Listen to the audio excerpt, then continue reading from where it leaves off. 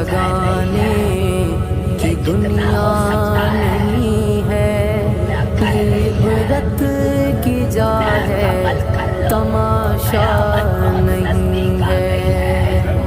यही तुझे দাব্বাতুল আরদ, জমিন থেকে একটা অদ্ভুত প্রাণী বের হবে যে মানুষের সাথে কথাবার্তা বলবে।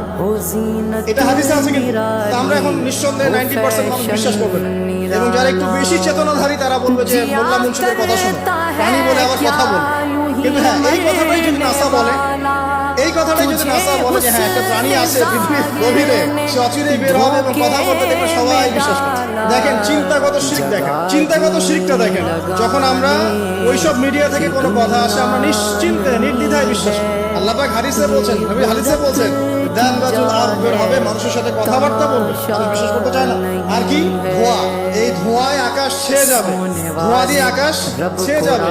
এবং এত বড় ধোঁয়া বিশ্ববাসী কখনো দেখে নাই। এখন অনেকে বলছেন, এখনকার আধুনিক স্কলার যারা, অনেক স্কলারের এটা মত, এটা কিন্তু হাদিসে নাই, তাদের মত হতে পারে যে একটা নিউক্লিয়ার এক্সপ্লোশন হবে।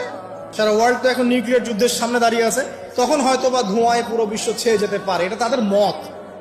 এটা হতেও পারে, নাও হতে পারে, হওয়ার সম্ভাবনা কিন্তু আছে, উড়িয়ে দেওয়া যাচ্ছে না। ঠিক আছে, চারটা, 5 কি 5 হচ্ছে ইয়াজুজ আর মাজুজ। ইয়াজুজ আর মাজুজ এই প্রকৃতি বের হবে, এরাও কিন্তু আদম সন্তান এবং তারা পৃথিবীর পানি খেয়ে শেষ করে ফেলে দিবে, মহাসাগরের পানি খেয়ে শেষ করে ফেলে দিবে।